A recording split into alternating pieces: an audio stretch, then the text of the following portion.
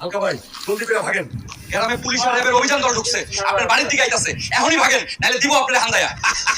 আরে মোকলেস, এত ডরাস কে? দেখোস না আমি স্বর্ণের বিছনায় ঘুমাই, পুলিশের মুখের ভিতরে একটা করে স্বর্ণের বাট ঢুকাই দেবো, নগদের উপরে মুখ বন্ধ হয়ে যাবো। হালকা, এই এলাকায় মাদকের দুর্দর্শ সিন্ডিকেট গড়ে তুলে তোমাকে গ্রেফতার করা হলো। স্যার আপনারা সবাই দুইটা করে ভালো হয়ে যান গা, আর আমার প্লিজ সাইডে দেন। হারামজাদা, তোর এত বড় সাহস, তুই আমাকে সোনাদানার লোভ দেখাস।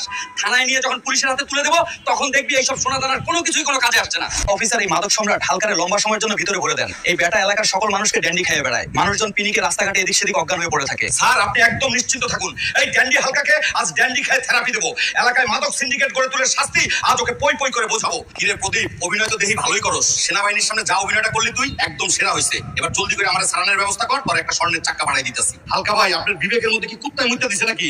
সেনাবাহিনীর থেকে বাঁচাই দিলাম আপনারে, আরবার দিবেন একটা বারে হইব না ভাই, আমার দুইটা বার লাগবো। আরে প্রদীপ রাগ হইছিস কে? রাগ হইছিস না, এই নে ধর।